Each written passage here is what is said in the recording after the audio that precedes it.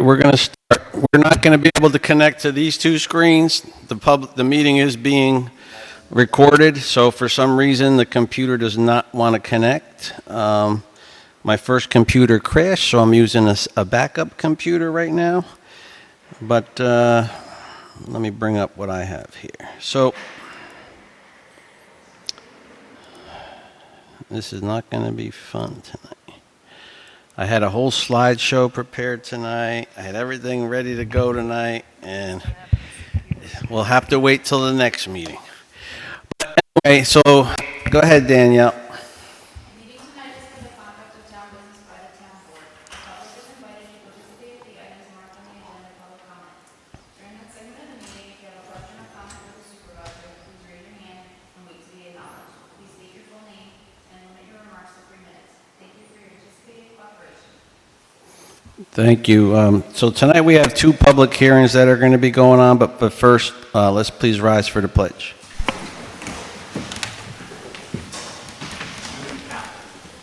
I pledge allegiance to the flag of the United States of America and to the republic for which it stands, one nation, under God, indivisible, with liberty and justice for all. And please remain standing for a moment of silence. And tonight I want to make a moment of silence for the family of Charlie Kirk, for his family, his wife, his kids, who was unjustly taken in his life for just talking about his political beliefs. And we are all here as political government figures, and we would not wish this on anyone or their family. We serve our community, we serve our state, and we serve our country, and it should not be judged by one voice, but all voices. So please, a moment of silence for Charlie Kirk.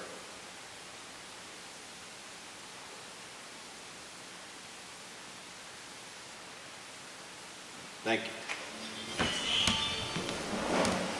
Sorry.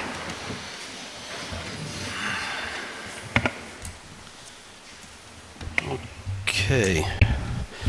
So again, tonight we have two public hearings. We have a public hearing tonight. It's September on 2025. Our stormwater management plan. That's the SWAP plan. It's an MS4 annual report. This is a new requirement by the state that we have to actually have an annual meeting for a SWAP plan to give the public any input that they would like to have.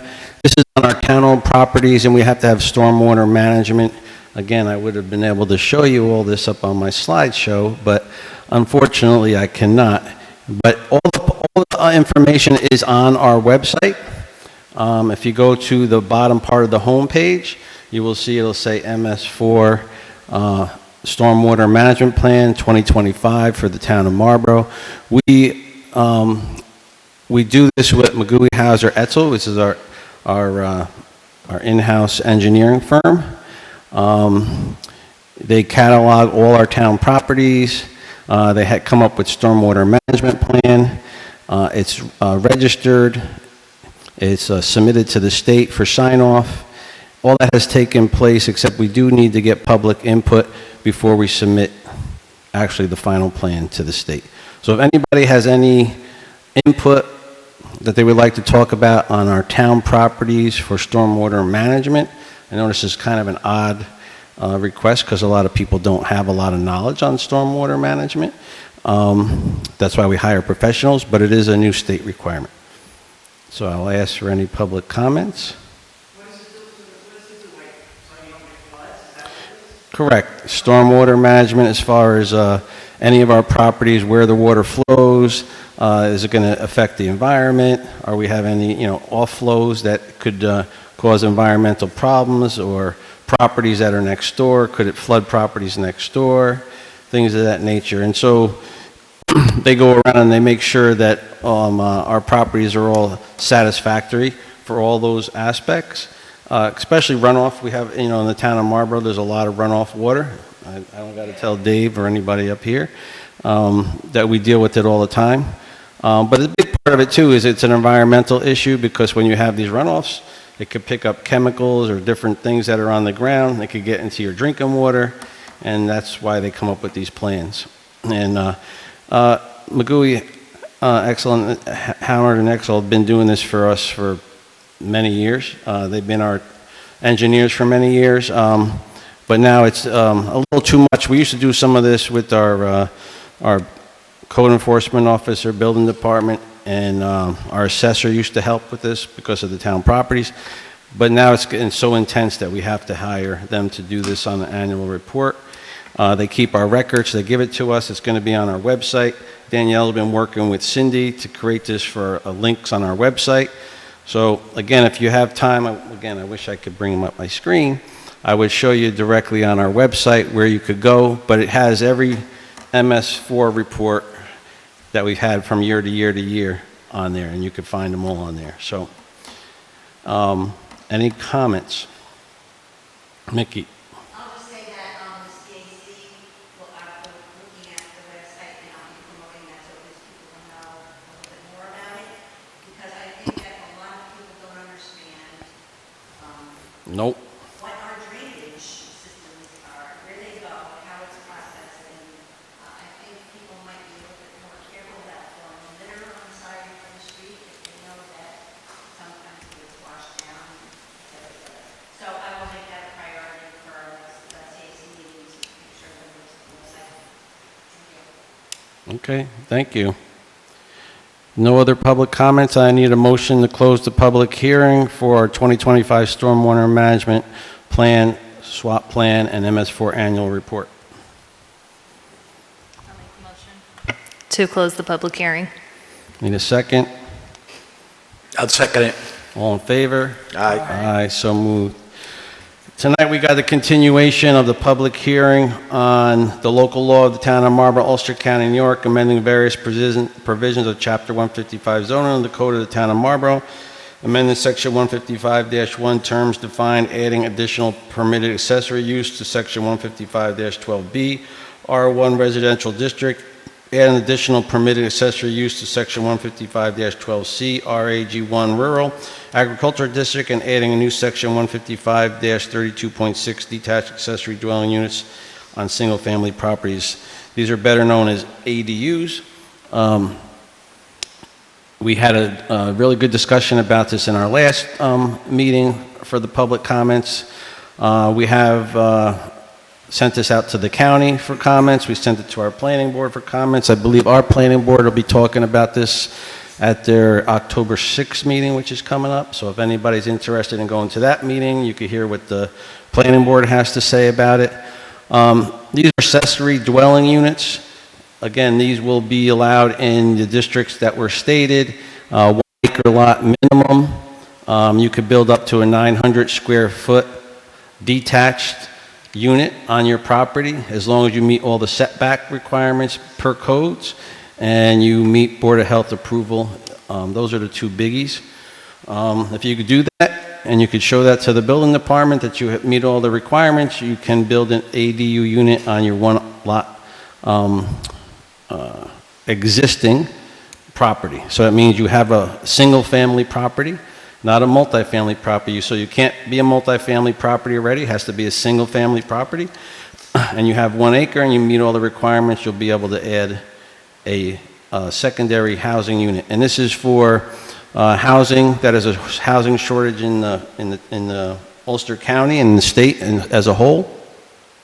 We just got a report actually from the Marge Gallagher up at the county about short-term rentals and how they're affecting the county of Ulster, and it's taken up, it doesn't seem like a lot, but it's about 3.8%, if I can remember off the top of my head, of all housing in Ulster County is now designated for short-term rental, which is quite a bit of housing that's taken away from people that can rent.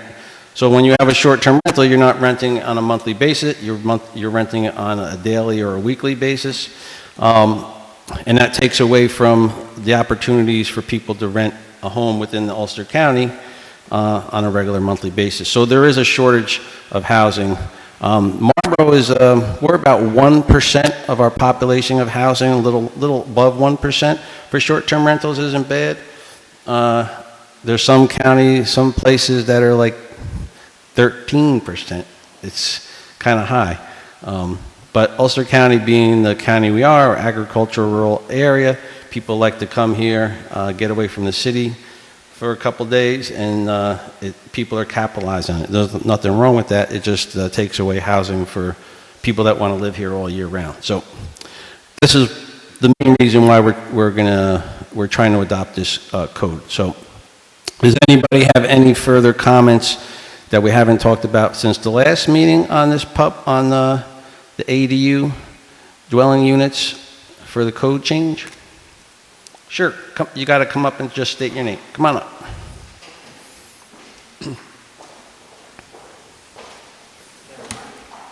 Yep, thank you. Yeah, just state your name and for the clerk.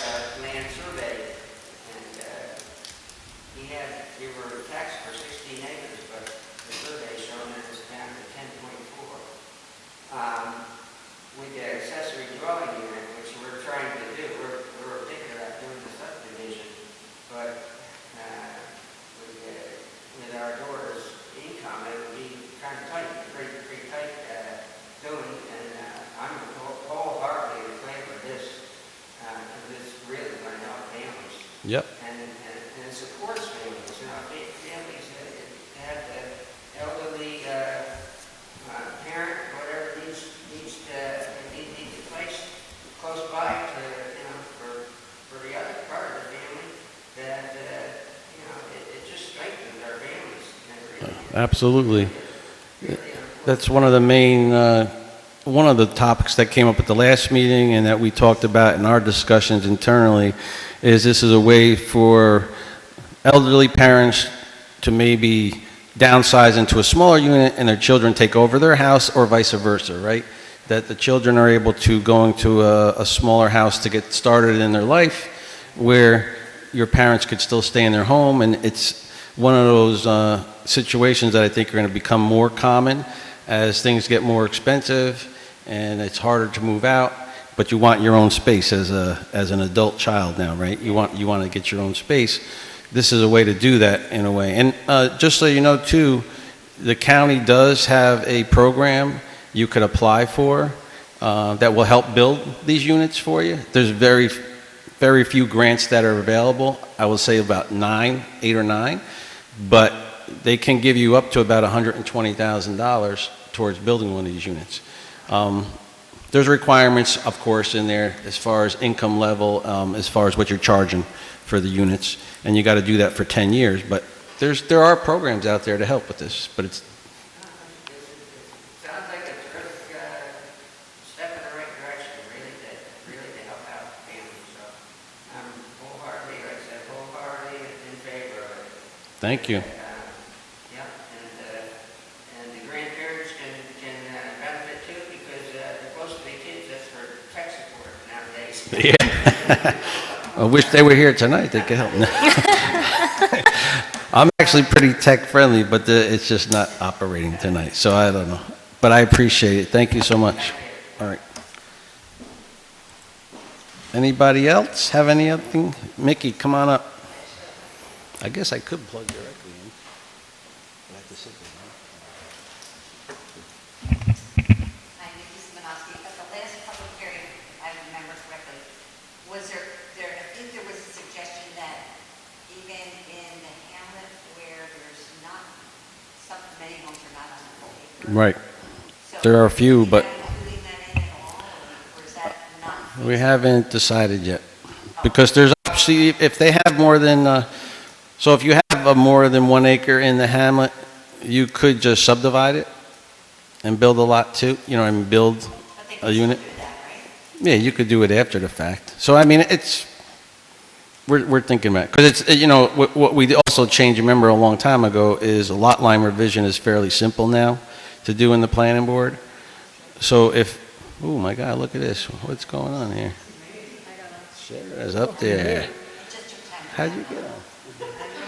Okay, I wish I had your, but yeah, so we're going to see. I mean, I don't think it hurts to put it in there for the C1 district. you know, but they could divide it, simple lot line of a revision and do the same thing. And then they could build a bigger house if they wanted to, honestly, in that case. So, but we want to give everybody options, right? So, and like you said, the other part of this is once you say you do this, say the law goes through and you build an AD unit on your 1 acre lot per se, or say it's a 2 acre lot, which this would pertain to more so. If you had a 2 acre lot or a 10 acre lot, whatever it is, and later on you want to split that house off from the original lot, you can do so. So that means if you have more than the 1 acres, we have a 1 acre lot minimum in our town for our residential housing unit, single family. And say you want to do an ADU now, but down the line, let's say someone doesn't want to still live there, but the other person does, you could then subdivide the lot as long as you have the acreage, and then you could sell the other house if you like to, or you could rent the other house if you would like to. So there's options there. But in that case, you got to have more than 1 acre, right? If you have 1 acre or less, or 1 acre, you can't really split the lot because it's a 1 acre minimum. But you can convert, say you didn't want the ADU anymore because you don't want to pay the tax on it. Just remember, there's going to be a little tax on that ADU unit. So later on you could say, look, I can't afford to pay the tax because the person that was living there moved out and I don't have anybody to use it anymore, and you want to convert it back to, say, a garage or a storage space, you can do so too.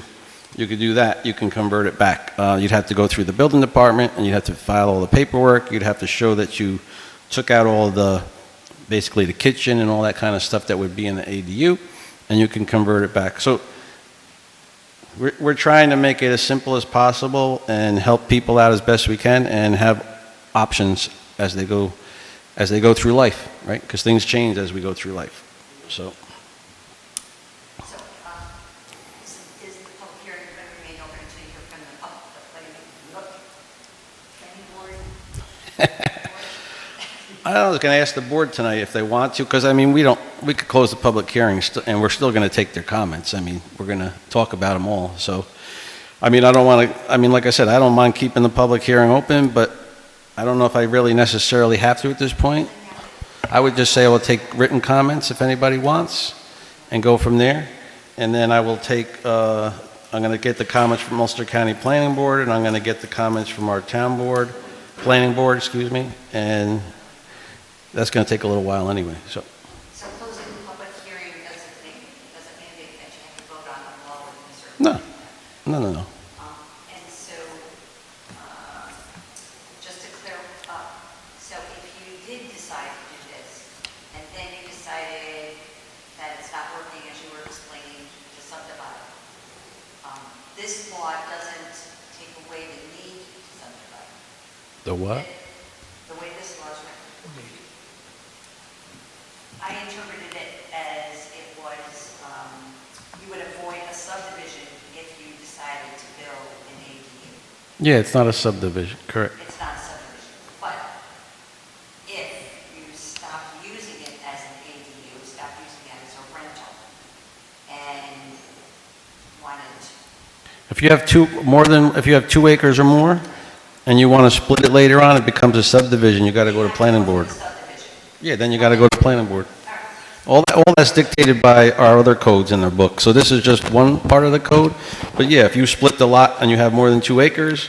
Yeah, but wait a minute, you're missing something else too. If later on you have you have 2 acres and you put your 900 square foot dwelling on, and you go to subdivide later, remember this, you still have to meet setbacks. Right. So if you put this thing on the 1 acre lot, and now you can't cut that off because that house is on your 1 acre or the other, there's a lot of stuff to take into consideration. It's not just cut and dry.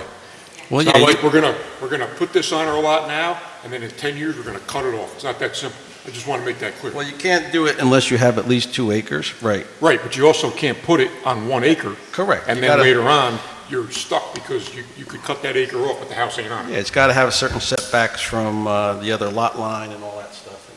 But It does give clarity to it, yeah, thank you. And are you thinking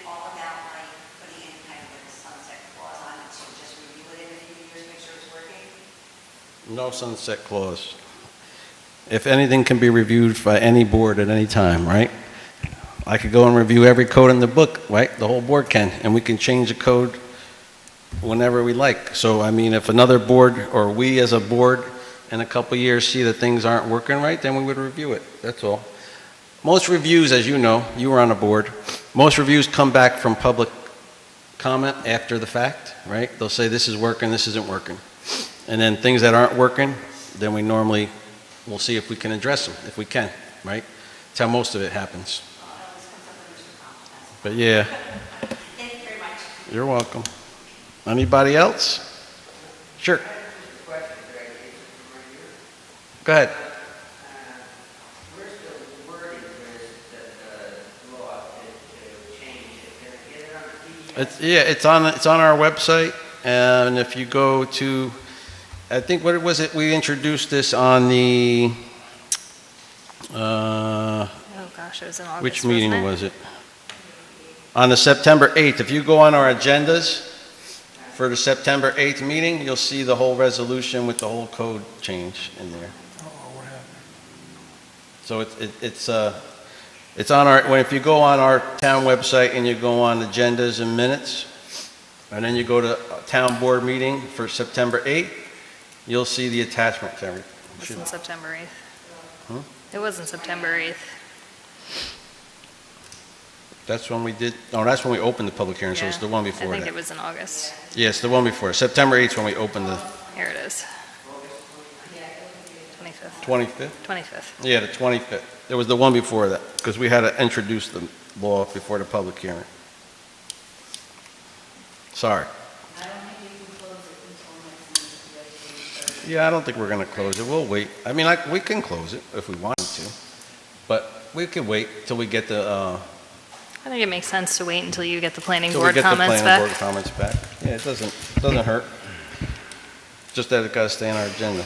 So, we're going to keep the public hearing open until next meeting, and we're going to move forward with our regular agenda for tonight, which is the 22nd of September, and this is our second meeting of the month. So I need a motion to approve the agenda. I'll make the motion to approve the agenda. I'll second. All in favor? Aye. I need a motion to approve the minutes from the September 8th, 2025 meeting. I make a motion to approve the minutes from September 8th, 2025 Town Board meeting. I need a second. Second. All in favor? Aye. Aye. So moved. Authorized payment of bills of $168,550.83. I need a motion to pay the bills. I'll make a motion to pay the bills. I need a second. Second it. All in favor? Aye. Aye. So moved. Now, my supervisor updates, I was going to show you a nice little slideshow. Do you want to try to send it to But me? maybe what else, I don't know, because I only just created it, but I could send you, what I'm going to do is I'm going to send you the pictures. I'm going to forward you 4 emails. Okay. Because what I want to show the public, as best I can, is all the work that's being done by our highway department and Dave over there, who's in charge of our parks. God, my password doesn't work ever. You know, everything we've been talking about for the whole last year and into our budget is finally happening. And I just wanted to, you know, pictures speak 1,000 words. So let me just see if I could send these to Councilwoman Sessa. Don't worry, I'm having a Dave, You're having having a it. Dave episode. Technology is great, isn't it, everybody? Great. It's great. Okay, hold on.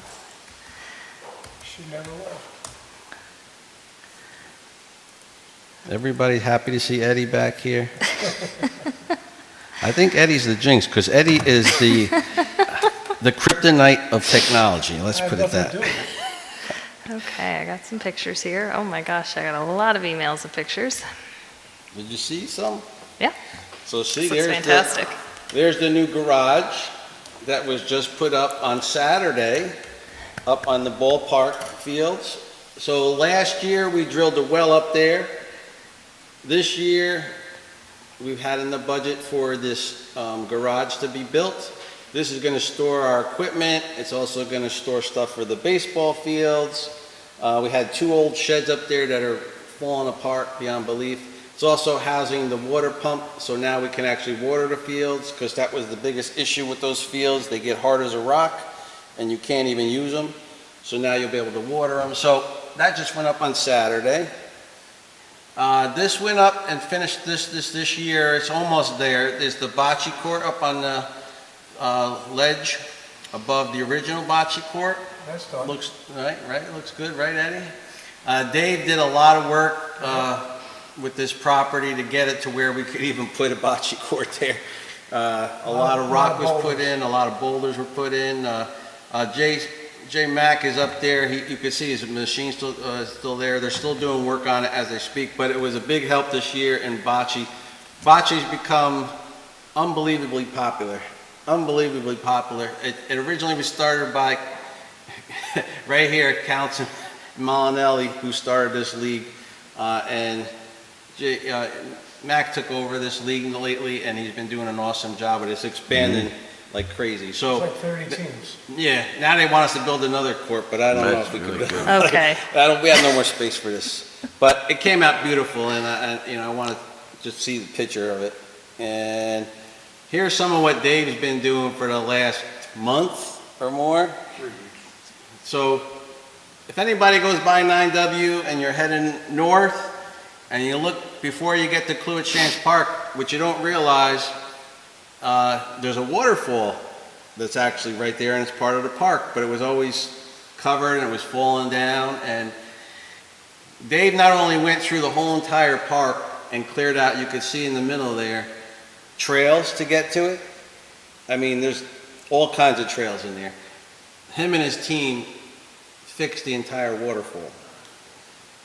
Unbelievable. You have to go and stop there and see this. It is, go there, keep going. It's, well, they're out of order, but this is going to be where the, so this is some more of the clearing. He cleared out the entire ditch and the drain for this because it was clogged up with silt and everything else, and weeds and brush. But people don't understand this whole part of the park is underutilized, and it can be beautiful. It is beautiful. So we're going to order some picnic benches. We're going to order some, possibly in a couple of years, if we could budget it, maybe we'll build another smaller pavilion there so people can enjoy the waterfall, have some picnics there. But there's a whole part of the park that no one actually realizes there. Boy Scouts have gone in there quite a few times over the years and tried to keep the trails updated, but nothing like what Dave just did. He expanded them like crazy. Made them much wider, so now our park superintendent and helper can go in there and they can actually maintain these with a brush hog, which we couldn't do before. I'm going to keep scrolling, yes. There's some Oh, there's your repair that has to be done. I think you talked to some of the Eagle Scouts for the projects. You can zoom in on that. I want to show you. Look at the precise work that they did for the overflow. I mean, that was demolished.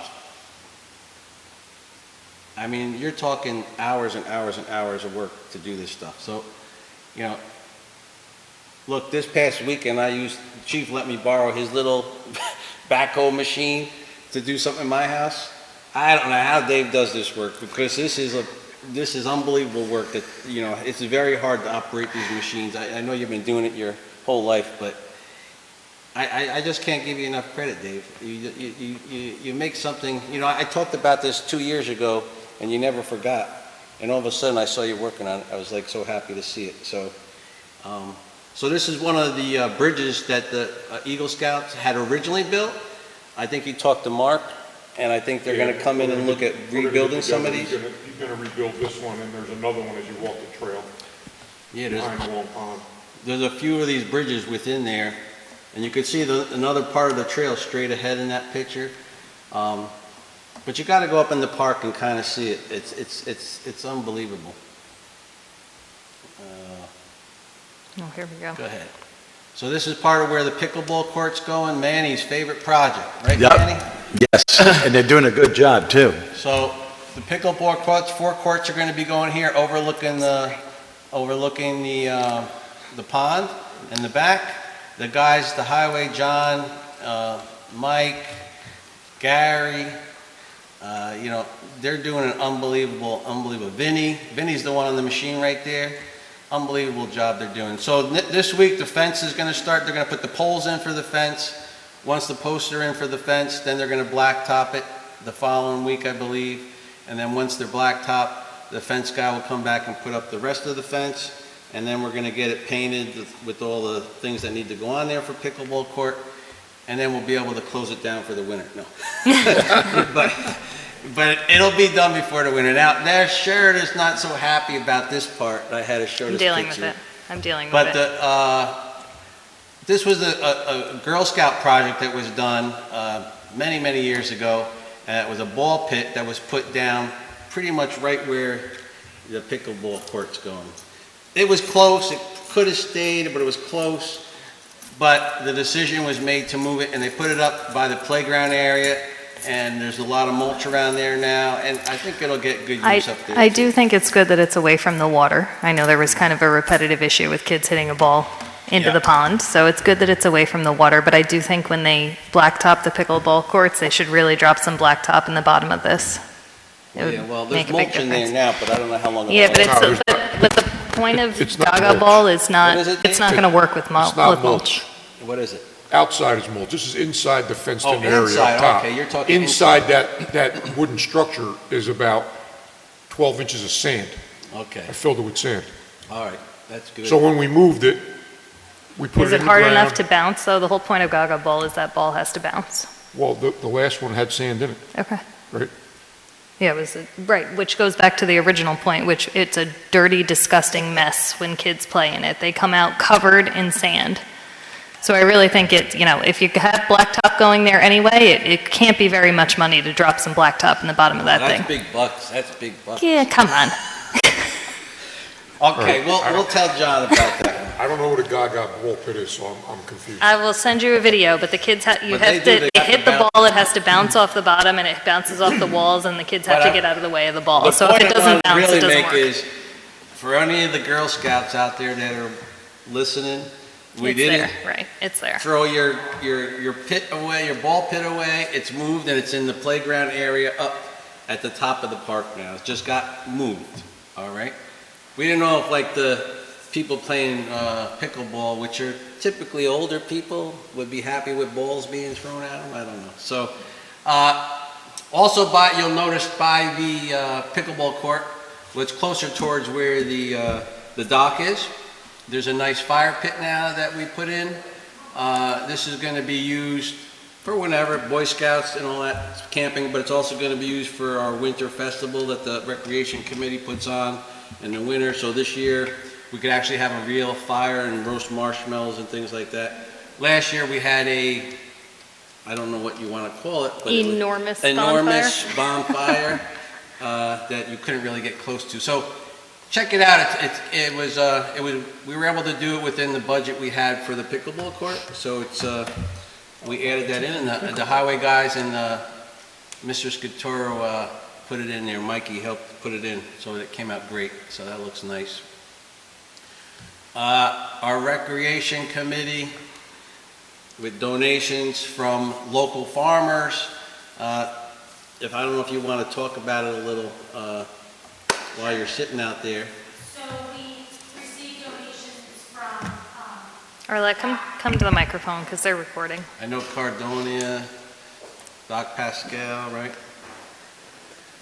so the recreation committee asked, Dr. Pascal, Marlborough Farms, which is Joe Catio, and Caradonna Farms for donations to decorate the center of town. And so those are where the pumpkins and the mums and the corn stalks and the hay bales.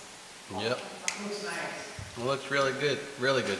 And the apple, like you said, almost looks like it was made for there. It's perfect. It kind of blends right in. a nice so fall it's kinda motif. cool. And it goes. What else do I got in You here? have one more, hang on now. And I think I think it's, a lot of it's pickleball, but again, I don't know if anybody noticed, we got our highway and water department sign up. And on that note, I'm going to say it in new business, but September 30th, anybody out there, we'll put it on our website, we'll put it on our Facebook, but September 30th from 4 o'clock to 6 o'clock, we're going to have an open house at the Highway Department because some people were interested in what the renovation project looks like inside the building. So September 30th, 4 o'clock to 6 o'clock, we'll open up the building for people. Some areas may not be accessible just because we can't from insurance purposes and things like that and safety reasons, but we will show you the main section of the building. We can answer any questions you might have, but we'll put it out there on our social media and stuff, and everybody's welcome to come and check it out. So is it like a ribbon cutting ceremony or just? I'm trying to get Senator Hinchy down here and Assemblyman Jacobson down here, since they donated approximately $450,000 towards this building. So the letter's going out tomorrow to see if if they can make it, and yes, we would if that's the case. So. Okay. Want me to put it in the paper? What's that? Want me to put it in the paper? Put it in the paper, Tammy. Great. Thank you. September 30th, 4 to 6? 4 to 6. Thank you. I appreciate that. Anytime, I told you. I know.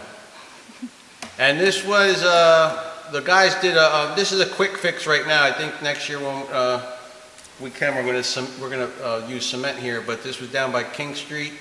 The tree there to the left of this picture, the roots were really uprooting the cement, and it was a very hazardous tripping hazard for people to walk here. We got a call on it, and we acted on the call, and John and the guys went down and fixed it like within a week. We had the cone ups for a couple days, and people were still moving the cones and trying to walk around it, but they got it fixed. So thanks to John and the guys for getting this done so quickly, and it came out really good. So I think that's it. what else did I have? I Anything think else? that's it. The rest of it was more pickleball. More pickleball, and pickleball. All right. So I just wanted to give you some pictures of some of the things going on around town. I mean, there's a lot of other things that are going on around town I could talk about, but I don't want to keep everybody here the entire night. But, the cruise lines are still coming. They're still coming down. When they're done, we're hoping that CSX will then start their project with the crossing. That was the original intent, was get the cruise ships completed before they started, and then we have a new crossing down at the landing. So the North Pier is finally completely fixed, and we're getting our last check for $64,000 is coming back to the town for that. So that's good news. I also want to thank emergency management up at the county. So as we talked about last meeting, I believe we talked about EMS services and what we were trying to do with EMS services with Everett Erickson up at the county. And the county has worked out that they were going to help subsidize some of the towns that actually have services. And our share was, I believe we got $83,000 coming back to the town of Marlborough from the county. I want to thank our legislator Corcoran and Hansett for pushing to get this, because they worked hand in hand with Everett to actually push him to actually contribute back to some of the towns and municipalities and cities that provide EMS services to their community, because it's a very expensive endeavor. Believe it or not, some towns don't have EMS service. So be happy that the town of Marlborough has 24/7 EMS service, with ALS providing the service. I just got off the phone today with ambulance. I have a meeting with them on the 30th, believe it or not, in the morning, to go over our annual numbers. Again, reassuring me that there's no issues, that they're doing great. But they are also working with 911 in Ulster County to have a flag car. Every so often they're coming into Marlborough with an extra flag car. that does not cost us any additional cost. So that way, if when our dedicated Marlborough ambulance is not here, they will have a flag car a little closer for us. So there's a lot of things going on in the EMS world, and we appreciate the county helping us out, and you know, everything helps here. So anyway, let's move on. I don't have any presentations. Anybody got any specific comments on the agenda? Just the agenda, not public comments. Nothing on that. Any reports of committees? The CAC, I know you just put it in last minute.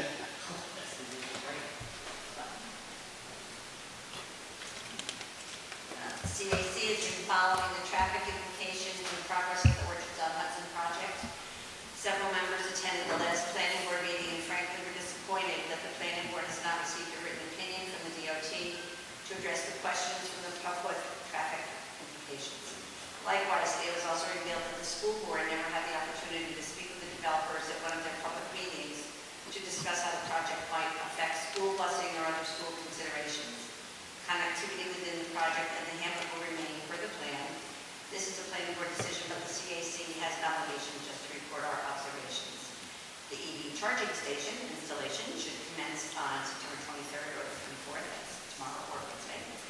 As reported last month, CAC will follow the installation with a photo history and coordinate a ribbon cutting ceremony with the board to introduce this service to our residents, probably at the end of October or early November.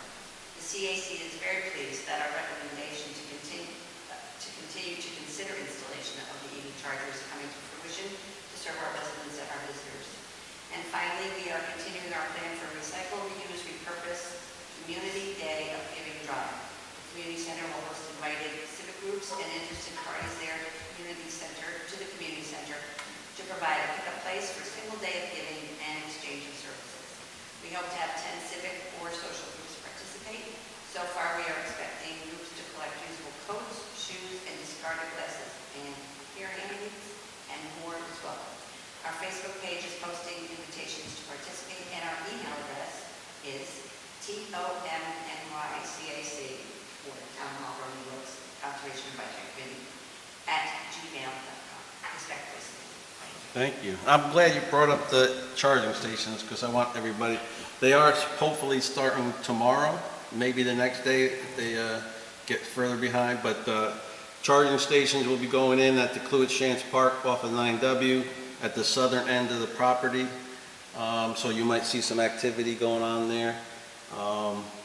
And thank Mickey, because Mickey found this particular installer that it's all through grants, and it isn't costing the taxpayers any money to put these charging stations in.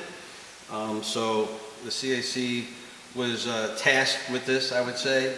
I thought almost an impossible task to find charging stations that would cost nobody in the town any additional cost in their tax bills, and they did it. So I think that's, of course, why the town board was happy and pleased to do this. And there's a need, there are needs for this. So, and it's a good spot because if you want to charge your car and you want to walk around the park a little while it's charging, you can do so now. So and it's right off of 9W. So. And one other word, I guess it might be a favor. If this works out perfectly for the town, and it is realized that it has not cost the town a penny, as was the contract with them, perhaps you will talk with Mr. Rydell again and ask them to reconsider, because they also wanted to and then thought that they might be stuck. They were going to do it. Mike was all for it, but we'll see. Like, I think we're going to be the guinea pigs for them. So. That's what I've been saying, and they want to have a hearing. But I told Mike, I said, the only thing is these incentives run out. So he might be too late to the Well, building. I did, 2 weeks ago, I asked if the incentive was still available, and they said, oh, yes. They are. So, I mean, you know, there's a lot of money, well, I shouldn't say there's a lot of money, because I don't know that for a fact, but monies are available, you just have to know that they're available, and then you have to just keep nudging. Yep. Thank you so much. I got you. a question for you and Scott. Scott, did you ever find out what the climate stress zone was all about? Not yet. Did you hear about that? No, Okay. I have our engineers working on it with they're getting a specialist in on this. So I don't know if, people don't notice, but, we have put out the bid and awarded a bid for our sewer plant in Marlborough already. It's been, it's probably 7 months ago now. At this point, they should have started. The problem is DEC is holding us up from the permitting purposes, and DEC is lately, I don't know what's going on with DEC, but they keep putting more regulations and more regulations and more regulations on top of the towns or anybody to do any kind of projects, and including sewer plant upgrades, believe it or not. And this is a small, in our mind, a small upgrade to the sewer plant, but significant enough that helps our hamlet out. We have a pre-existing plant, we have plenty of room, we have a swap plan in place, we have all the things that are required for to do this upgrade. But now out of the blue, we are now considered a climate distressed area of the town of Marlborough. And come to find out, a lot of towns in this area are considered a climate stressed area, which I talked to multiple supervisors, not one supervisor was ever notified of this, and it happened 3 years ago. So nobody knows about it, 2 years nobody ago? knows how it happened, 2 years. and it just all of a sudden popped up. So without having this done, and this requires public hearings, a lot of paperwork, a lot of engineering work, which will probably cost the taxpayers another $25,000 to $50,000 just to satisfy a DEC requirement based on some imaginary climate distressed area we're in, that no one can explain to me what that means, including my own engineer who's been doing this for 40 years. So we have to hire a specialist now to tell us what this means. This is how ridiculous the state of New York and the DEC has become. That they're wasting your tax dollars on stuff like this. We're doing an upgrade to our sewer plant to better our community, and we can't even get a permit. And this is a roadblock. It's a roadblock because it could take 9 months to do this. Oh, wow. And then what do? Then we might have to actually rebid the whole project out, which will cost you another $20,000. So it's just like we're throwing money out the window for no reason. So This is insane. there's your answer, man. If there's an answer in there. Not what I want to hear. Good job, Mickey, with the CAC. Well, we're gonna find out. Anybody? Oh, you got. Come on up there. Now you can do your real report. Arlette, great job, by the way. You're doing a great job, you guys. So in preparation for our Community Youth Fishing Day, which is in tandem with the Marlborough Mountain Lions Club and the DEC, the Recreation Committee has funded and will be stocking the round pond with fish on Thursday for the fishing derby. We'll have 155 bluegill and 40 largemouth bass being put in the pond on Thursday. So thank you to the Rec Committee for organizing that and going to pick up the fish and stocking the pond. A little bit out of my event planning skills. On Saturday, we'll have the Community Youth Fishing Day at the Blue Chance Memorial Park. We welcome anyone to join us. It is one of the DEC free fishing days, so anybody can actually fish that day. It is educational, and all the education is being done by the DEC, so we appreciate their partnership and the Marlborough Mountain Lions Club. And that's 9 a.m. to 1 p.m. on Saturday, this Saturday, and the weather's looking beautiful. And then our trunk or treat Halloween at the park is Saturday, October 25th. Candy donations are currently being accepted at the town hall, as well as the highway department. If you can't get out to buy your own candy, there is an Amazon wish list that is on our Facebook page, as well as Venmo monetary donations are also being accepted. Right now, we have 30 trunks that are registered to participate, and it caps at about 40 trunks, so if you're interested in having a trunk, we suggest you sign up sooner rather than later. And that event again is Saturday, October 25th at the Blue Chance Memorial Park, and it is 3:30 to 5:30 p.m. A special thank you to the Marlborough Police Department, who has, I think, 5 trunks there, and we'll also be doing some refreshments, so we appreciate the partnership, hot dogs specifically. They love those hot Nothing like a dogs. refreshing hot dog. Oh, very refreshing. And a Snickers bar. And a Snickers bar. Hey, if anybody out there, which I think many of you haven't gone to the trunk or treat, you have to go. I mean, it is It's the coolest event. Well, the one for Christmas now is a pretty cool event too. I mean, you guys do a lot of great events, but the trunk or treat one, I just love seeing all the kids come out, and they're all, and it's not just the kids, the whole family get involved now. Like, they're all dressed up and they're all themed. It's really, really a cool event, and especially if you have kids, because, you know, it's like, I would call it one-stop shopping. You go and you're gonna get a tremendous amount of candy, and the parents are gonna be so happy that they got all that candy to eat for the next 2 months. So, but I would definitely say come out. And the fishing derby is great. You know, see, now that I just said the DEC was this, now you said they're so Maybe great you because they're can helping us out with the fishing. incentivize the children to get the answer to the distressed Yeah. community. No, the DEC is they're great. It's just, you know, some of the requirements that just come into place, it boggles the mind, that's all. But no, but thank you. I mean, you guys are doing an unbelievable job. I know it's a stressful job. I've talked to you about this before.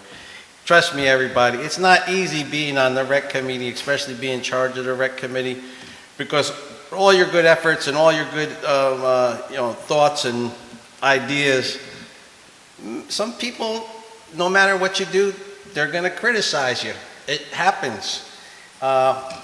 You know, I've been doing this 14 years. A lot of these guys have been doing this a long time. I'm used to being criticized. I get criticized every day of my life. I just don't let it bother me anymore, because I know, and I know what you do is the right thing, and you're doing it for the best intentions, which is for the community. So I really thank you guys for doing it. So thank you. All right. Anybody else? No other committees? There's no other committees here tonight. All right. New business. I talked about our September 30th open house at the Highway Department. Columbus Day is our next meeting. So we have to move our meeting to Tuesday, the 14th, I believe that would be, right? If I'm right. Because Columbus Day is the 13th? Is that correct? Yeah, it's Tuesday the 14th. So, is it okay that, are you guys able to do Tuesday the 14th? Yeah. And the only thing I have to find out, as of right now, I'll say the meeting would be here as long as court is okay with that. If court has some, a long list on their agenda, we may have to go upstairs to the upstairs conference room, or if you guys want to go to the community center, it's up to you. Would you rather just have it here and go upstairs? I'm fine upstairs. Okay, so it'll go on our website. Just keep an eye out for that. Next meeting will either just be here as normal, but it'll be Tuesday, and if not, it'll be upstairs. So I just need a motion that we are going to change our meeting for the first meeting of October to Tuesday, the 14th at 7 p.m. I'll make the motion to change the first meeting of October to Tuesday the 14th. Any second? I'll second that. All in favor? Aye. Aye, so moved. Anybody have any other new business? If no new business, for a workshop topic, I need to have the board's decision on the Mitchell subdivision. Now, this is, remember we met with Chris Teresi was here last meeting. This is about the private road and a lot variance of one lot, and Code 130-14.16 gives the town board the ability to give a one lot or multi-lot variance to our code that states on a private road you can only have 4 housing units. Before it's mandatory, it has to be a town road. People that weren't here or are not familiar, we did have a meeting with Chris at the site. We were on 9W, which we were a little too close to 9W in my opinion. But I'm actually kind of shocked that DOT actually gave them a road cut where they gave them a road cut. This is at 1559 Route 9W. It actually is going to be a 7-lot subdivision. 2 of his lots are up on 9W, so they're exempt from the code. So there's 5 lots in the back that he wants to build. But again, private road, you have to have a private road, you can only have 4 lots. And they want to have a private road because the town highway superintendent wrote a letter and a recommendation that this not be a town road. And as we saw, I think when we got there, I could see kind of why, because of the steepness of it, where it's going to go down. The pitch is going to be too much, which is, 10 degrees, Dave? It can't be more than 10 degrees? If you're gonna put a private road in, it's got to be 10% grade or Yeah. less. Yeah, so 10% grade or less. So in this case, so a DOT requires 50 feet, you got to go straight off the road. No, wait a minute, let And me then drop. correct that, I said that wrong. Private road could be 14%. 14%? Town road has to be 10%, no greater than 10%. No greater than 10%. He can get a 10% in, but it's going to cost an exorbitant amount of money, so he's asking if he could put a fifth house on a private road. Right. He can do private road to spec, and he's asking for a fifth house. So, we were there. This is one of those hard ones, but I'm just going to tell you guys straight out, my opinion is, we have a code that says 4 lots. Yes, in the past, have we approved other lots? Yes. Are other lots out there that have more than 4 lots on a private road? Yes. But the code was changed in order to prevent these from continually happening because of maintenance agreements. And when these developments get flipped and these maintenance agreements somehow don't get honored, there could be one person on that subdivision that decides, I'm not paying, become issues. There's nothing that says we have to, because there's three points in there in our code that says, is this going to hinder or cost the taxpayers additional monies in order to allow this, if it was a town road, right? And I think we all understood that if this became a town road somehow, some way, of course it would cost the taxpayers additional monies for upkeep and maintenance of it, and repair and repaving. So I don't think it should become a town road. I think it should stay a private road, and I think it should stay a private road with the 4-lot subdivision as is. That's my opinion, but I'm asking you guys. So it's up. Yeah, I would stay as the private road as well when I saw it, but I would give them the 5th lot because it will be also advantage to us that we will be getting a tax roll that 5th lot, so we will begin income on that. And also, to give, it's quite expensive to do that private road and to do that whole development, and he, the developers could use that extra money to do that, and I think we will benefit at the end, especially that we did it before, and if it didn't do it before, I could understand, but since we have done it before to private occasions that previous boards had allowed that, I think that we should do that, but I also think that we should change the code, that anything that comes up, that it will go to the planning board, not to us. That I agree with, 100%. And so that's. I got your opinion. Yep. Dave, what's your opinion? So there's 2 ways of looking at this. I think the main concern that all of us had was with doing these private roads, we always come across these terrible maintenance agreements. And what's happening in this day and age is the developers come in, this guy wants to put 7 houses in, he's going to sell those 7 houses, and quite honestly, within a 2 to 3 year period, 4 out of 7 of those houses already change ownership. People just flip houses, that's what they do. So in the beginning, the main 7 people might come to an agreement where, okay, we're going to have a homeowners association, they'll go to a lawyer, have it drawn up, and we're going to hire a contractor to plow the snow and maintain the drainage or whatever you're going to do. And it works for a short period of time until all these houses start to be resold, and they get resold without being changing the maintenance agreement to the new owner. And it causes chaos. And what happens is, God forbid, there's an emergency, it's winter time, there's 6 inches of snow, and the guy that they hired to plow the snow doesn't show up. Now somebody's having a heart attack on house number 5, they got to get down there, so what do? They call the town. It's an emergency. John Alonzo sends his guys out. They're not familiar with the road because it's a private road. They don't know, you know, there's all these factors that could really cause a chaotic situation. So it's our job to try and alleviate these problems before they arise, and that's the whole thing. You can look at it like this. If there's 4 houses on a private road and such an emergency happens, whether it's 4 houses or 5 houses or 10 houses, it really doesn't matter. It's gonna happen on a private road. These are the problems. What needs to be done is, and it's a planning board issue, I'm not trying to flop it on a different board, but they have to come up with some kind of plan to do a more viable road maintenance agreement. That's the problem we're having. That's one of the main problems we're having. In John Alonji's defense, But Dave, can they put it on the site plan? Like when they change the house, if somebody Sure. sells the house? sure, but if they- somehow it's not enforceable. That's what I'm getting at. Some houses. are. Somehow it doesn't get carried through. Somebody sells one of their homes.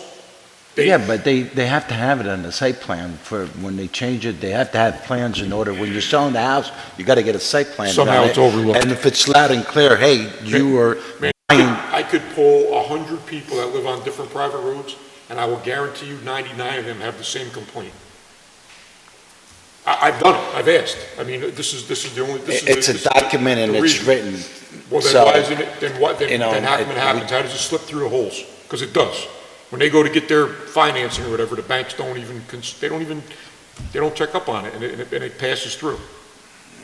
I kind of disagree. Banks check on a lot of things. Well, then how does this happen? I mean, I had. Then how does this happen? I had a family member that, they had an in-ground tank, oil tank.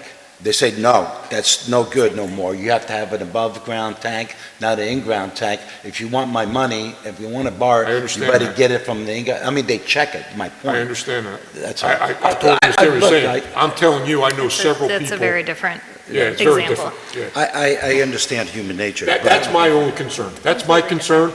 Honestly, I don't live on a private road, so personally, I could care less, but I'm trying to look out for people that are coming in. This is gonna happen. It happens all the time. We've seen it all too often. But to your point, you're saying, let's give them the 5th lot.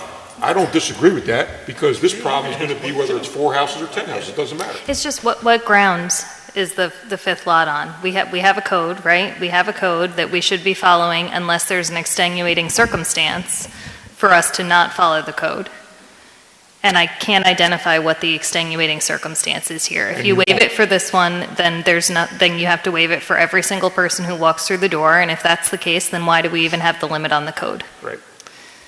If the private road, you know, we sat there, we stood there, we talked it over several times, and they could not get the grade of the road low enough for a short enough distance, is my understanding, to make it a town road, so they're essentially forced to have it as a private road. So I just, you know, I don't see what the reason is to override the code here without setting a precedent that you have to override the code for every person who walks in the door and just feels like having more houses. Yeah, I mean, it's kind of like exactly how I feel. I think also, like, you know, when people come in and they buy property, you know our codes. You know what you're buying, right? You're buying it knowing our code says you can only have X amount of houses on a private road. So we shouldn't be making financial decisions for a developer because financially it's going to help him build the road, or financially it's going to make his project better. That's not our decision. He made his financial decision when they bought the property. I do get the point that yes, we could get more taxes from an additional house on there, but is that additional tax worth another person pulling out on 9W that can possibly cause another accident or a death? I mean, look. Yeah, I mean, the development's gonna go. I get both sides. I agree with Sheridan. I agree we have a code. If there's a line that you pass, if we do it for one, we're gonna do it for all. And one lot becomes 2 lots, 2 lots becomes 3 lots, and before you know it, you got a 10-lot subdivision that's all on a private road. And we're right back to square one that we started from. This is the problem we were having throughout the town. Well, from my understanding, talking to Chris, that either it's a private road or a town road, the development is going to go. And I think that. Well, then you could build it with 4. Yeah, but for us to maintain it, I mean, and the conditioning of that, it's like, it's gonna be He's a asking us, costly. he's asking us for a variance to our code. I don't see anything in our code that states that we should give this variance. That's just my opinion. Again, this is a board, and you have your opinion, and I respect it 100%, because I get what you're talking about. I think about that too. But I also know, because we're going through it with other codes and other people, and we have code book. And there's a reason why we have a code book. And there's a reason why we wrote codes. This code was put in because of issues with private developments and private roads. And I agree with you 100%. Yeah, I We mean, gotta it's all change well the and code good that- until 20 years down the road and the whole road has to be redone and Yeah. resurfaced. Yeah, snow plowing, I mean, snow it's- plowing is minimal when it comes to having to repave or put additional drainage in or whatever. And if they want The to. thing is, if we give them this variance, you're opening up a can of worms, because there's 50 other parcels in this town But Dave, that have 4 houses on a private road that have enough property to do a fifth, But- and they weren't able to do it. But it was done already, you understand? Okay, If so- I was It was Chris, done well, already, wait but a we shouldn't second, keep you doing did it. it for Not two by other, this board, situation, Di Donato and Sunrise, whatever, those two situations. Hey, if you did it before, and now why are you not doing it for me if you already did it, and that you did allow it under certain circumstances to go through? You did it. We need to change the code. That's what we need to do. That, hey, that if this happens again, that the planning board makes the decision, not That's us. besides the fact of the variance, yes. I mean, look, it was in 2009, this was changed, that it gave the town board the authority to give a variance. I had no idea why the town board is talking about giving a variance to a lot on a It private. shouldn't even be before our board. No, it's a planning That's the board thing. or a ZBA Yeah, it's decision. got nothing to do with the town board. So, yes, going forward, 100%, this is something we need to change, that if this is something, it should go to the planning board, and then they would recommend it to the ZBA board, because they're the ones that should be giving variances to our code, not the town board. We have all our expertise. We deal with a lot of stuff as a town board. This is a planning board and ZBA. That's why we have them. This is what they do. I agree. So I agree with that. But that doesn't change the current. Right. The Got current flopped is, on us. it's on our desk. I talked to Chris today. I need to give him, I give him a semi-answer, and the next meeting, we would have a resolution, yay or nay. But I want to get yay or nay from here. So far, it sounds like a nay. I'm a nay unless somebody can give me a really compelling extenuating circumstance that we You're would a- need to change this You're code. a nay, I'm a nay, you're a yay. Yeah, I'm a Yay, yay. yay, nay. Day's a I think, yay, nay. to me, it makes more sense. All right, I understand both sides. Danielle, do a roll call. Yes or no to give this? Go ahead. Variance. Supervisor Corcoran. No. Councilman Cowkey. Yes. Councilman Zambito. I'm going to abstain. Councilwoman Zaza. I just want to say I do see both sides of this as well, and I feel for the developer here, but I don't think it's great practice for us to continue to try to legislate for a single person, where we have laws in place for the majority and codes in place for the majority. So with that said, no. And Councilman Monet. No. All right, so I got my answer. I will call Chris tomorrow, and that, people, is what you call democracy, all right? You talk it out in public.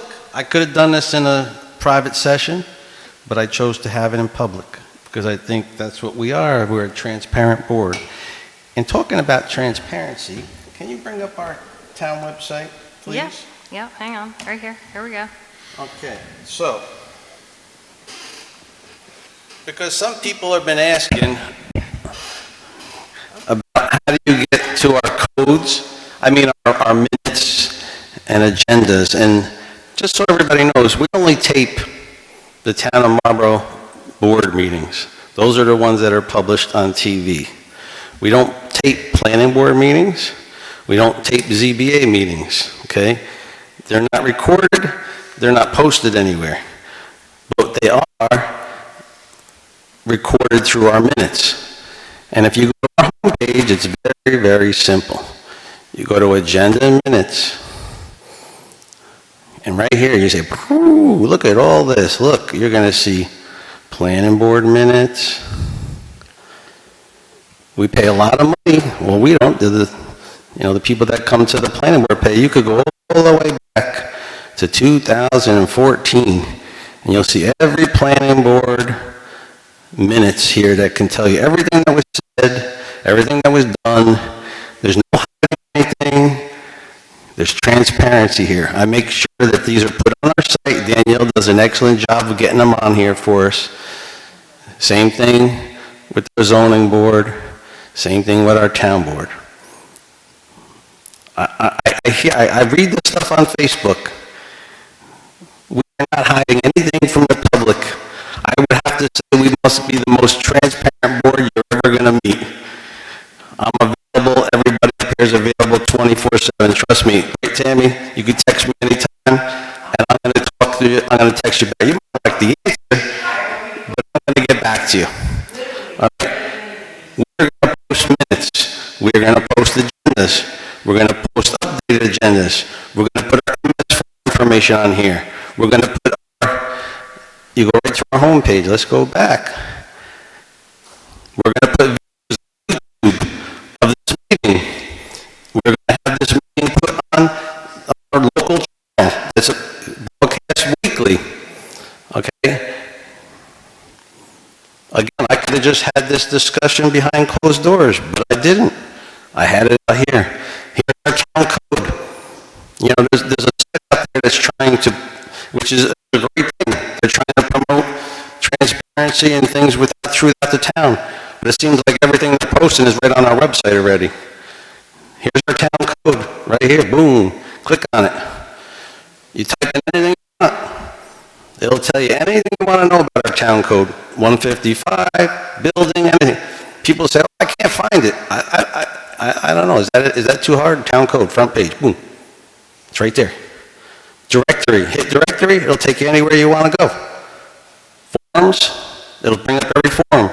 Then you put stuff right here. That's very important. Public hearing, MS4 swap. We just talked about it. Click on here. Here it is. All the way back to 2017, you're going to see our MS4 reports. Not too hard. So, I just want to put the rumors to bed. That we're hiding anything, that we're not transparent, because we are. And if you ever want to talk to us, call us, email us, go to Frank's, go to Kirky's, go to the seniors, and we'll talk to you. We'll let you know anything. All right? Thank you.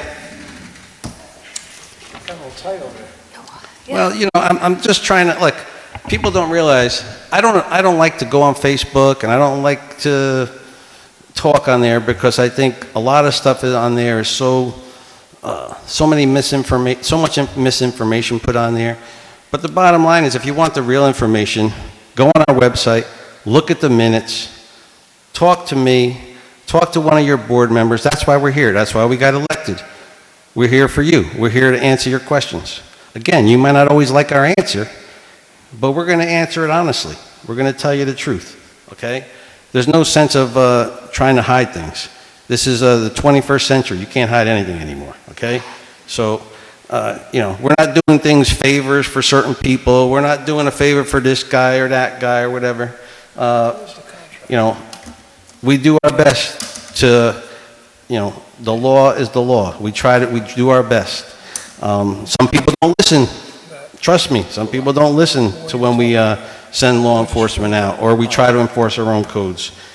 And it costs you, the taxpayers, guy. a lot of monies because we take this very seriously. We do get our attorneys involved and we do go after the people, but it's expensive. So, again, here you got assessor's office, budget office. I mean, I'm not going to go on any further, but anyway. All right, I got my decision on that. Anybody got any other board discussions you want to talk about? The highway department. Your mics are on. Your mics are You guys got any other board discussions? I don't got any correspondence this month. Oh, my God. This week, I should say, which is a miracle. Any public comment? No, I didn't expect you to talk. Come on. And I know what you're going to talk about. Me too. What happened? Oh, boy. I know the feeling. Minute Omen, and I am back again. The bikes are back. I know, all of that. Yeah, you made an agreement with them, 2 bands, or noisiness or interruption of the town, and breaking the town code Yep. of 65 decibel. And they've been interrupting my life so far this month 6 times. Can I, wait, before you go, I know what's gonna, but what time are they playing to now? Because I've been getting mixed things back. This past, on the 20th was 10:40. So they're going past the 10 o'clock hour, obviously. It's 65 decibel, okay? No, but I mean, they're, Law of Marlborough says the noise ordinance cannot be above 65 at any time. yes. 65 is a normal conversation. You can look that up online at any time. A band and a DJ are over 100. If I can hear it at my house, which has buildings in between, what about the people who are living right behind them? I don't know how they do it. Okay, so why can't we enforce this? To have them stop. They're breaking the Marlborough. What do we law. got, Jared? Have we gotten more guys up there? Because they're just using the signs. I'm not familiar with it. No, I haven't, so I don't know. Because when Oh. we call, we get discouraged, they come to 10. Because that's why I was actually- And I have to tell the people who answer the phone at the police station what the actual law is. And then they give you a hard time, they try to intimidate you, you get the cops coming to your house and they yell at you. Because I actually haven't, I knew why you were here, and I figured, but I haven't got any complaints, and I haven't got anything from the chief that told me there was going on. But I had, again, I scroll Facebook, trust me, I have to look at it. And I see some of the events that they were posting, Yeah. so. They cut it all over, so I don't know why the cops can't look like I look on Thursday nights to see what time I'll be able to go to bed that weekend, because of the noise. I can tell you right now, they got something going on. During the week, on a Wednesday night, they're going to have a 50 Shades of Men at 8 p.m. on a Wednesday night. Okay? 50 Shades of 50 Men. Shades of Men, that's all the men dancing around with their little negatives. Yes. Look, And come- that's happening on a weekend, okay? Doesn't have to be loud. Then you're having, October 3rd is a band with grunge and rock and everything else. That's over 65 decibels. I'm sorry, you can argue with me, you can sit there, you can send a little decibel guy out there and say, oh, well, they're having a conversation and the band's not going, it's only 64. It's very hard to believe. I will make, Something needs to get done about this. I'll call them again, because I thought they were doing good for a while there, I don't know what They happened. were, and then I said, we talked and we said, wow, we really haven't heard anything. And then bam, all of a sudden, now we got 6. Well, I'll bring them in my office again, and we'll just, I don't know, I mean, if they're not getting a complaint, I guess they can't go there, but I mean, So if I call a complaint, you're gonna send your officers to read the decibel. I'm not gonna get a hard time, have your officers yell at me. because I was, like I said, I was kind of surprised that I haven't got a report back from him that, They get a complaint about motorcycles in that. yeah, I know they had that too. That was more of a parking complaint, and the loudest of motorcycles when they come and go. Yeah. But All right, I'm gonna be annoying again. Well, yeah, I mean, you can't really, Well, I Parking, can you call can. and waste your time. You're not wasting time. Yeah, The you're only wasting way your you time can and go after taxpayers and because enforce you guys any gotta go there. the only way we can enforce any kind of. yeah, but I think since we had that, Is to have proof. when we had that last, Right.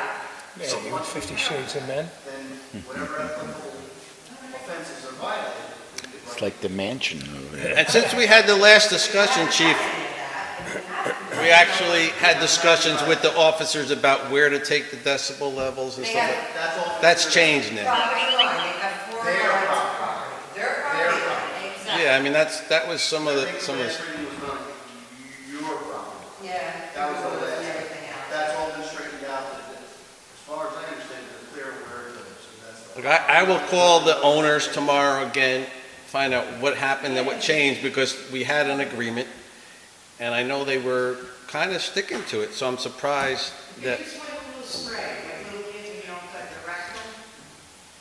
They decided to now do the little that and that. yeah. They were good for a while. Well, you know what they say, you give an inch, they take a yard. I mean, so this has been, this has taken a mile now. Yeah. You know, but please, definitely call It's again. very disrespectful for the residents who live there. Yes. It's very disrespectful. This is that what I these told people them when we are had the allowing meeting. this to happen.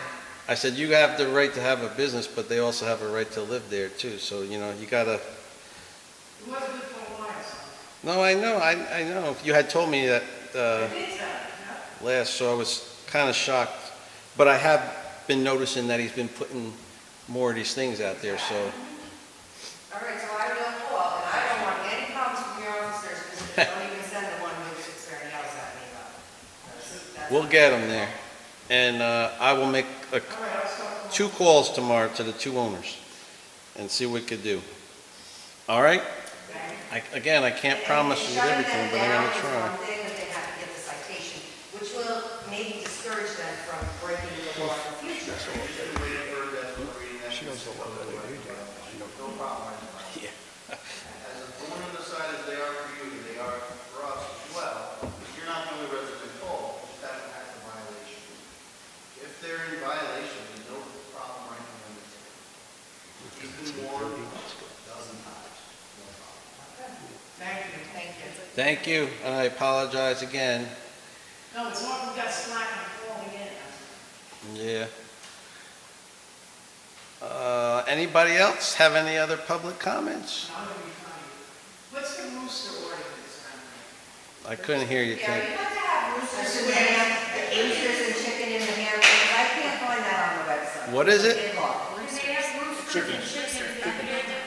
Roosters and chickens in your They property. put in my parking lot, not mine, John's parking lot, and No, you can't have them in a, that's a C1 district, you're not supposed to have them there. Okay, well, on 11 King Street, they have 3 roosters and a bunch of chickens running around in our property. That you got it, that one you got, definitely got to call, that's an easy fix.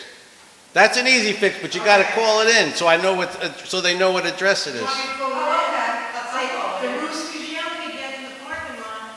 Yeah, I never heard that one yet, so that's a new one, okay? I wasn't sure. Is it? 5 o'clock in the Okay. morning. Yeah, they're probably doing a little Tom, all well- day long. Just call it into, okay, is it Tommy call? Call it in the code enforcement, there you go. Okay. Tom Portland, right? Okay. That's a good one. That's a good one, I never heard of that I one. never knew that you could have chickens and roosters. I would have gotten some to their eggs and stuff, but I. So you got roosters waking you up, you got bands keeping you up. The other side is the band. Yeah, Oh, boy, I'm telling you. actually, the roosters are less noise than the band. And the DJs. So what is this, do you know what that is, a strip thing Wednesday night? All right. Oh, I don't know. I just looked it up. All right, let me get into resolution. I'm going to go into Resolution 79, Resolution, No, What skipping happened? that. Oh, come on, chief. Let me make a motion to remove Resolution 79 from the agenda. Second, All in favor? aye. Aye, so moved. Chief, you could have told me that before. He did, he told you when he Oh, I'm walked up sorry. here. It's one of those days, chief. Resolution 80, to prepare and submit application for purposes of securing grant monies for the town court. So the court does, it's called the JCAP, Justice Court Assistance Program. We pretty much apply for this every year. So this one is Supervisor Clerk proposes the following, whereas the town of Marlborough desires to submit the 2025-26 Justice Court Assistance Program grant application, and whereas said application will be for the funding of courtroom enhancements, furniture, filing cabinets, and new judge's chair. And whereas said JCAP grant application must be signed by both the town justice and the town supervisor, now therefore it be resolved, the town board of the town of Marlborough authorize the JCAP grant application to be made on behalf of the town of Marlborough. Now therefore it be further resolved, the town board of the town of Marlborough authorize the town supervisor to sign the JCAP grant application. Moves for its adoption. Councilman Maldonado? Yes. Councilwoman Tessa? Yes. Councilman Cowkey? Yes. Councilman Zampito? Yes. Supervisor Corcoran? Yes, thank you. Resolution 81, to appoint a zoning board member. Supervisor Cork proposes the following, whereas the town of Marlborough zoning board has an open position due to resignation of member George Solanovich, and whereas zoning board committee has interviewed for the position as a zoning board member, and whereas the recommendation of the committee to appoint Nick Crocolici, be it resolved that Nick Crocolici be appointed to the town of Marlborough zoning board effective immediately with the term ending date of December 31st, 2027, which would have been the end of George's term, and moves for its adoption. Councilman Maldonado? Yes. Councilwoman Tessa? Yes. Councilman Cowkey? Yes. Councilman Zampito? Yes. Supervisor Corcoran? Yes. And we are going to get to adjournment, but before we get to adjournment, I think Councilman Malinelli would like to say a few words tonight. Yeah, first of all, I want to state that I'm going to retire as of the 1st of January, so I'm going to finish out this year. Not that I want to. It's been a long 20 years, and without the board that's up here right now, I wouldn't be doing it because I trust them to do the right thing. I want to thank them for filling in for me for the days I wasn't here. I never miss days, and that's not like me, so I hope you guys all know it. Dave Zambito, great job with me. I have every confidence you will continue to work with the town. Sherida, I got all respect for you for battling for what you really believe in. Thank you. Manny, I've learned a lot about crackle, what do you call it, ball from you? Thank you, buddy. And I'm sorry, but one of the best supervisors I've ever worked for, and I've worked for a lot of supervisors, unfortunately. But thank you for everything. And, a month and a half or 2 months, it's gone. I'm going to enjoy it, and I'll probably be at every meeting and annoying the hell out of you. Because I got to get everything in the last 2 months. Yeah, you got your opinions, Ed. I know that. But I love you guys, I really do.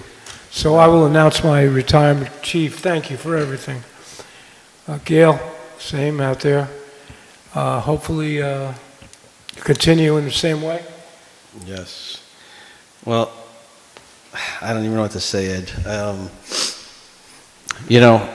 It's very hard, like I said, it's very hard for us sometimes to take all the stuff that's thrown at us from day to day. And it takes a really strong-minded person to do this job, honestly.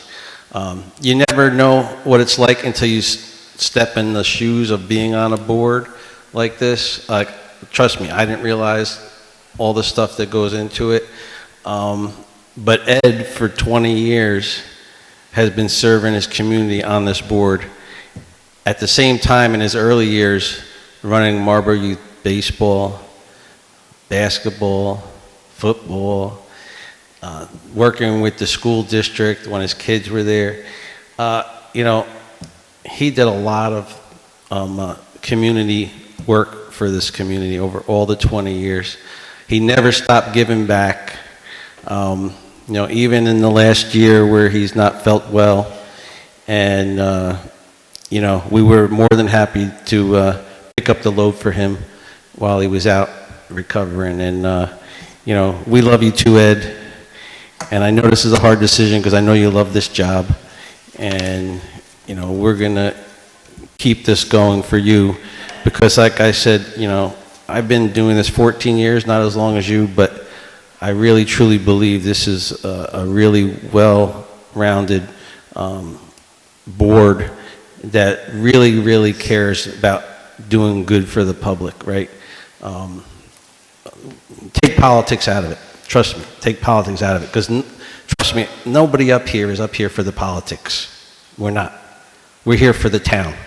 And that's why I think this board works very well, because it's not about politics. It's about doing good for our community and trying to make everybody's lives in this community better, trying to keep our families here, trying to have our kids stay here. That's why we're doing this thing with the ADU and things like that, trying to make our parks better, trying to make things look better, our buildings better. And Ed had a lot to do with all this. And, you know, we can never thank you for all the years of service you've given this town, but we could just say thank you. I don't know if that's enough, but thank you, and I love you as a friend and as a colleague. Thank you.